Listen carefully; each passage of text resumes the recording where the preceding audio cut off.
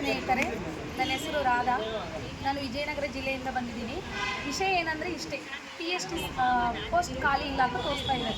ಎಲ್ಲಿ ಪರ್ಫೆಕ್ಟಾಗಿ ಮಾಹಿತಿ ಇಲ್ಲ ಇದ್ರ ಬಗ್ಗೆ. ಆದರೆ ಏನು ಪ್ರೌಢ ಶಿಕ್ಷಣ ಮಾಹಿತಿ ಸಿಕ್ತು ನಮಗೆ, ಆದರೆ PhD ಮಾಹಿತಿ ಸಿಗಲಿಲ್ಲ. ನಾನು ಕೇಳೋದಂದರೆ PhD ಅಭ್ಯರ್ಥಿಗಳಿದ್ದೀರಲ್ಲ, ಉದ್ಯೋಗ ಆಕಾಂಕ್ಷಿಗಳು, ಅವ್ರು ಏನು ಮಾಡಬೇಕಪ್ಪ ಅಂದರೆ, ಈಗ 40,000 50,000 ಇಷ್ಟು ಖಾಲಿ ಇದ್ದಾವೆ, ನಾನು ಹೈದ್ರಾಬಾದ್ ಕರ್ನಾಟಕ ಇಷ್ಟು ತುಂಬ್ತೀವಿ ಅಷ್ಟು ತುಂಬ್ತೀವಿ ಅಂತ ಅಭ್ಯರ್ಥಿಗಳನ್ನೇನೋ 2 ವರ್ಷದಿಂದ ದುಂಬಿಸ್ತಾನೆ ಬಂದಿದ್ದಾರೆ. ಆದರೆ ಏನು ನಮಗೆ ಪರ್ಸೆಂಟೇಜ್ ಇಲ್ಲ, ಝೀರೋ ತೋರಿಸ್ತಾ ಇದ್ದಾರೆ. ಇಷ್ಟು ದಿನ ಹೇಳಿ ಈಗ ಏನು ಮಾಡ್ತಾಯಿದ್ದಾರೆ, 4,400 ನಾನು ಹೈದ್ರಾಬಾದ್ ಕರ್ನಾಟಕ ಹೇಳಿದ್ವಿ. ಅವು ಈಗ ಏನು ಹೇಳ್ತಿದ್ರೆ, ಅವು ಕೂಡ ಮಾಹಿತಿ ಇಲ್ಲ. ನಾವು ಸ್ಟಡಿ ಮಾಡ್ತೀವಿ, ಯಾರನ್ನೇ ಕೇಳಿದ್ರೆ, ಯಾವ ಅಧಿಕಾರನೇ ಕೇಳಿದ್ರೆ ನಾವು ಸ್ಟಡಿ ಮಾಡ್ತಾಯಿದ್ದೀವಿ, CN ರೂಲ್ಸು ಕಳಿಸಿದ್ದೀವಿ, ಸ್ಟಡಿ ಮಾಡ್ತಾಯಿದ್ದೀವಿ.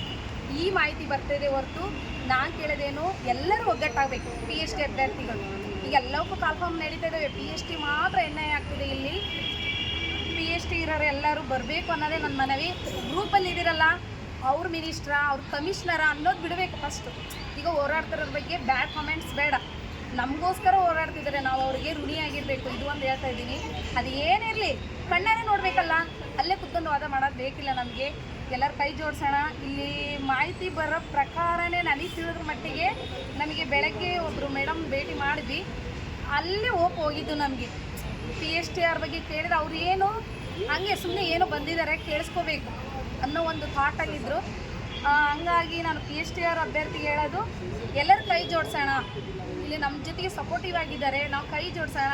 ಇದು ಅಂತೂ ಮೀರಿ ಅವರು ಮುಂದುವರಿತಾರೆ ಅಂದರೆ ನಾವು ಕೋರ್ಟಿಗೆ ಹಾಕಿ ತಡೆ ಇಡೋಣ. ಇಷ್ಟು ಹೇಳೋಕ್ಕೆ ನಾನು ಇಷ್ಟಪಡ್ತಾ ಇದ್ದೀನಿ.